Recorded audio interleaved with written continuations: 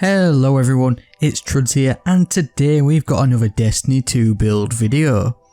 Given that Titans recently took home the top spot in Guardian games to cement themselves in the record books as quite clearly the greatest of all time, there's no better way to show off their magnificence and utter domination on and off the Crucible field than to bring you this one-of-a-kind fun build, turning your Guardian into the seasonal MVP with both the most passing yards and running yards from the line of scrimmage, much like your favourite Hall of Famers Titan Manning and Walter Titan.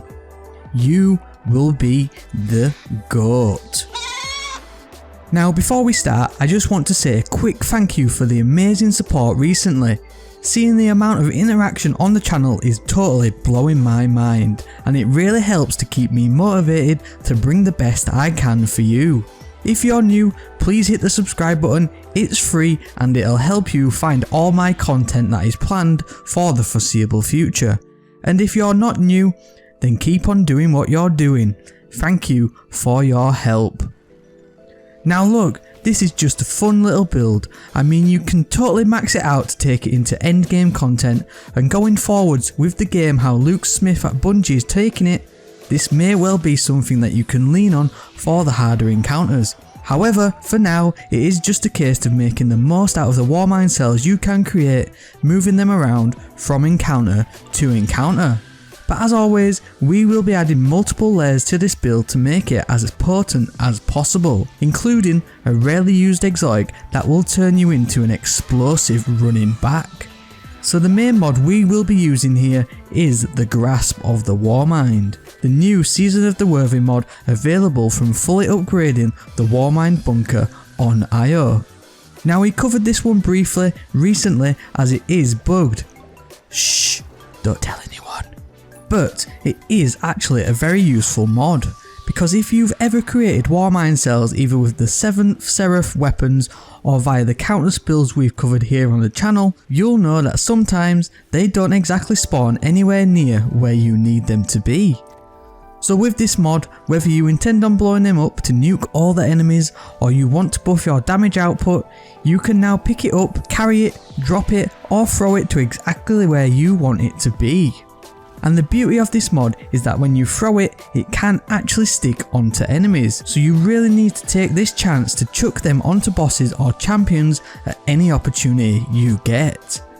And you will especially want to stick it onto higher tier enemies if you are rocking the Void Affinity Warmind's Protection and Power of Rasputin mods, which is exactly what we are doing here.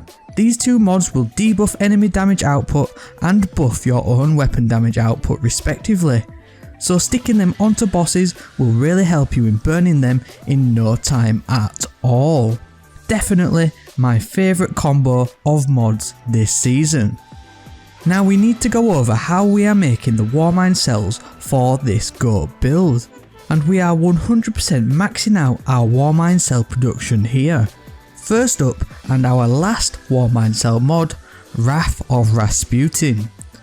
A popular choice in our builds, and for obvious reasons, as solar splash damage final blows have a chance to create Warmind Cells. But how are we causing solar splash damage final blows with this build, I hear you ask? Well, we're actually going to be utilising a very underused Titan Solar Sunbreaker subclass tree and pairing it with an equally underused exotic armour piece. Code of the Siegebreaker is the choice here, as it comes with some great perks to synergise with the Wrath of Rasputin mod. There's been a number of reworks to this and buffs to this subclass recently, and it is now actually very potent when utilised properly. Mortar Blast is the melee ability we'll be using, whereby you strike an enemy with this melee to cause a solar explosion, setting nearby enemies on fire. This one works great with the Wrath mod, as the explosions have a chance to create a Warmind Cell. But the rest of the perks in this subclass tree will make this whole build even better. Sol Invictus will restore your health, grenade and melee ability on solar ability final blows, and will proc the perk Sun Warrior, which will leave a deadly burning sunspot in their wake. Sun Warrior also grants a bonus 2 when you pass through or stand in a sunspot, in that your grenade and melee ability will recharge even faster and your super will last longer. It also increases all the damage you do too. So not only are we getting bonus damage output thanks to the Power of Rasputin mod, but we are also getting a boost from Sun Warrior.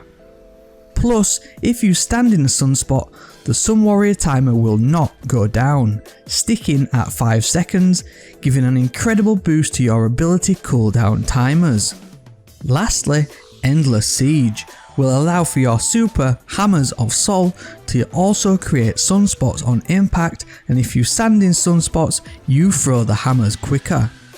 This is a nice perk and will allow for a few extra hammer throws per super, allowing you a better chance to create that fabled Warmind Cell we are working towards.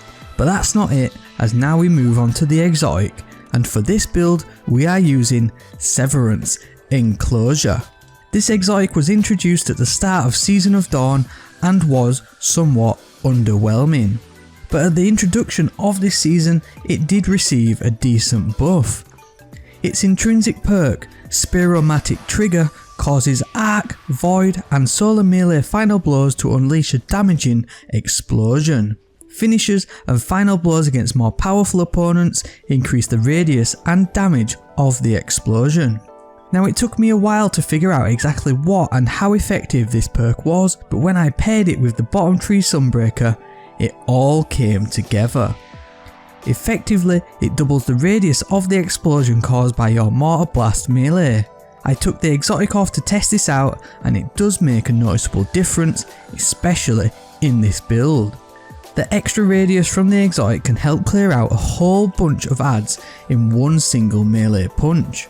The amount of times I'd just run up into a group of adds either by myself or ones my blueberry teammates were struggling to clear, and with one fell swoop I'd just annihilate everything in sight.